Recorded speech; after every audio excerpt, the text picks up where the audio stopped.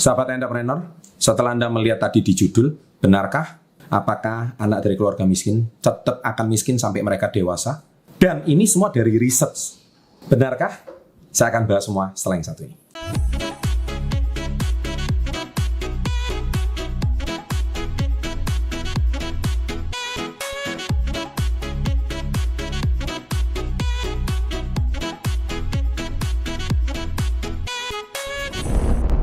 Baik, tadi temuan ini adalah sebuah research dari Lembaga Semeru Institute. Ya, Anda lihat saya bacakan beritanya. Anak yang lahir dari keluarga miskin cenderung penghasilan lebih rendah ketika mereka dewasa. Penelitian telah dipublikasikan di makalah International Asian Development Bank (ADB) menunjukkan bahwa anak-anak miskin setelah dewasa 87% lebih rendah dibanding mereka yang sejak anak-anak tinggal di keluarga miskin. Jadi anak-anak miskin setelah dewasa 87% lebih rendah ketika lingkungan keluarga mereka tuh miskin. Menggunakan data yang diambil dari kehidupan rumah tangga di Indonesia atau yang disebut dengan IFLS, Indonesian Family Life Service, tim peneliti Semeru Institute yang dipimpin oleh Mayang Rizky, Daniel Suryadharma, Asep Suryadi mengolah data 1.522 anak dan membandingkan pendapatan mereka pada tahun 2000 ketika mereka berusia 8-17 tahun, pendapatan mereka pada 2014 ketika mereka menginjak usia 22-31. Menariknya, ketika riset ini dirilis ke publik, beberapa pihak menyaksikan hasil penelitian tersebut. Beberapa menampi bahwa hasil riset ini memilih percaya bahwa anak miskin bisa saja terlepas dari jerat kemiskinan ketika mereka bekerja keras. Nah, tapi ini ada tweet dari Daniel Suryadharma, lahir dari keluarga miskin apakah bisa tetap sukses pada saat dewasa? Sangat jarang terjadi. Berikut hasil studi kami di Indonesia. Nah, ini semua by research ya, sekali lagi by research. Penelitian tersebut memang bersifat kuantitatif dan tidak menjawab mengapa anak yang tumbuh dari keluarga miskin akan cenderung tetap miskin. Mereka tidak menjelaskan mengapa. Tahu permasalahannya di mana? Itu kan di channel Success Before 30. Anda tahu sendiri, yang menjawab bagaimana Anda bisa keluar dari jerat kemiskinan. Namun di 2015 saya terlibat sebuah penelitian kualitatif yang juga dilakukan Semeru Institute. Tadi kuantitatif, sekarang kualitatif, yang dapat membantu menjelaskan how it can be happens. Bagaimana ini bisa terjadi. Penelitian itu menunjukkan bahwa keluar dari jerat kemiskinan tidak semudah yang banyak orang kira, karena kemiskinan yang terjadi pada anak-anak berkaitan dengan kondisi kemiskinan keluarganya. Kemiskinan keluarga akan membatasi akses anak-anak mereka terhadap berbagai kesempatan, misalkan dapat pendidikan dan pelayanan kesehatan yang baik, yang sebenarnya diperlukan untuk memperbaiki kondisi ekonomi mereka. Penelitian kami tahun 2015 dilakukan di dua kelurahan yang berbeda, di Jakarta, Makassar, Sulawesi Selatan, dan Surakarta, Jawa Tengah. Riset ini melibatkan setidaknya 250 anak laki-laki dan perempuan dari keluarga miskin yang berusia 6-17 tahun di 3 kota tersebut. Dalam penelitian ini, kami ingin mengamati perspektif subjektif anak-anak tentang kemiskinan. Kami mewawancarai anak-anak tersebut tentang kondisi hidup mereka, menemukan bahwa perbedaan kondisi kesejahteraan orang tua menentukan nasib anak-anaknya. Penelitian ini menemukan bahwa anak-anak rupanya sangat mampu menjelaskan kompleksitas kemiskinan yang menjeratnya. Mereka menyadari adanya perbedaan status sosial ekonomi yang di lingkungan melalui hal-hal yang tampak seperti kondisi tempat tinggal, cara berpakaian, serta kemewahan alat komunikasi dan kendaraan. Seorang anak bisa mengatakan mereka miskin ketika mereka tinggal di rumah yang kecil, tidak punya banyak kamar, lingkungan yang padat dan relatif kumuh seperti banyak sampah. Mereka bisa mendeskripsikan teman-teman yang tidak miskin dengan anak-anak yang memiliki telepon seluler dan berkendaraan bermotor. Dari wawancara anak-anak yang menceritakan kondisi hidup mereka tersebut, kondisi kesejahteraan orang tua sangat menentukan nasib anak-anaknya. Dengan kata lain, perbedaan kesejahteraan orang tua menyebabkan kondisi ekonomi anak-anak mereka tidak berada pada garis awal yang sejajar.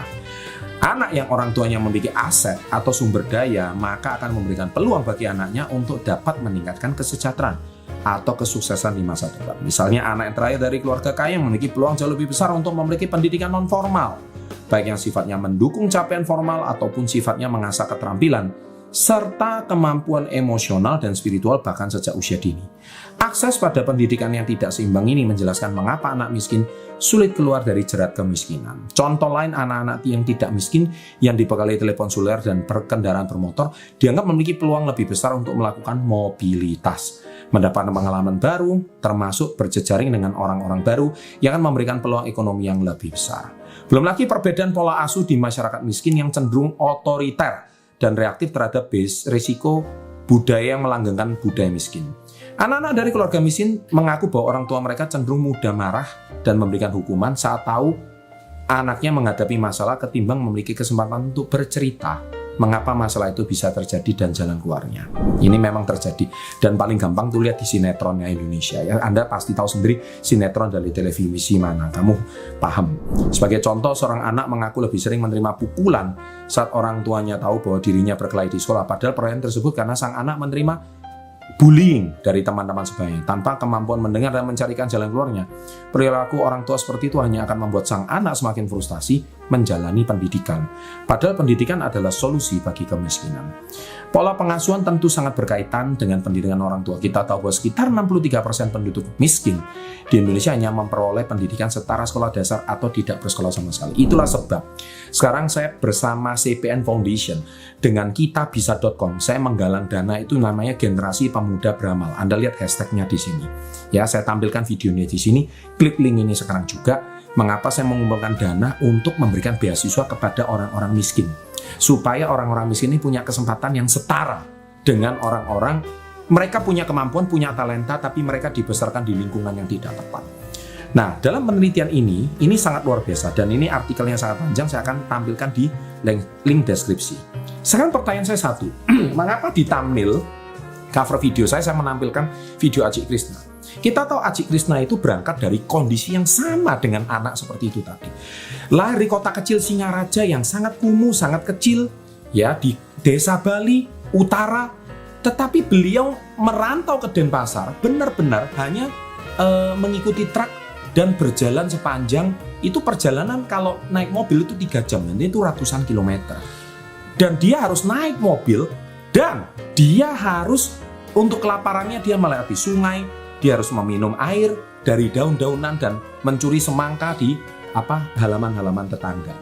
Anda lihat begitu miskinnya. Pertama kali tidur di pos satpam, dia rela sebagai tukang cuci mobil dan sebagainya. Itulah kisah kehidupan masa kecil Aji yang sangat keras. Dan beliau juga tidak punya akses. Tapi saya percaya beliau mau merantau. Nah, ini kunci. Saya lihat pertama kunci keberhasilannya adalah Aji Krishna mau merantau. Dan hasil rantauan ini ternyata dia menemukan dalam tanda kutip ayah baru. Ayah baru itu adalah bosnya. Dan bosnya itu yang totalitas mengubah hidup beliau. Anda silakan simak kisah beliau. Saya nggak mau bahas di video saya bersama Aji Krishna. Kisah itu totalitas mengubah siapa seorang Aji Krishna sesungguhnya. Dan itu adalah cerminan betul-betul masyarakat miskin di Indonesia pada umumnya. Kalau riset ini akan betul, kalau tampilan model orang miskinnya seperti Anda lihat di sini. Nah, nih, ya saya tampilkan. Ini ketika saya mau memberikan sayembara berhadiah kepada Atta Halilintar, yang mana Atta Halilintar itu dapat hate speech comment dari orang sakit jiwa menurut saya tentang mendoakan Aurel Hermansyah cepat mati, bukan mendoakan supaya hamil. Anda semua tahu Atta sahabat saya dan Atta adalah partner bisnis saya. Dan dari situ saya tentu tidak terima kalau ada sahabat saya dibully netizen yang bermasalah seperti ini. Cek ternyata netizen ini adalah orang yang bermasalah. Tapi yang saya mengejutkan adalah tampilan reaksi dari saya ketika memberikan sayembara tersebut. Rupanya banyak komen seperti ini. Nah, inilah cerminan komen-komen. Kenal saya juga tidak, tapi tiba-tiba mendadak menjadi pengemis online bahasanya.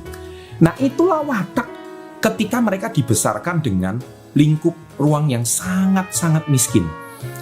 Pola asuh orang tuanya sampai mereka itu bisa beli handphone, bisa punya Instagram, bisa komen dengan rapi lagi. Ini menunjukkan bahwa wow, betapa mentalitinya itu seperti itu. Ketika mereka tidak diasuh dengan benar, maka ini akan menjadi sebuah permasalahan besar dan riset ini memang sangat betul. Jadi kalau tadi dikatakan di depan 87% akan punya penghasilan tidak, saya setuju. Tapi kan masih ada 13%. Nah, 13% ini kalau kita godok dari channel Success Before 30, semoga kita akan menemukan orang-orang berpotensi berikutnya. Demikian riset dan pandangan saya. Semoga video ini bermanfaat. Sukses selalu. Jangan lupa like, share, and salam hebat luar biasa.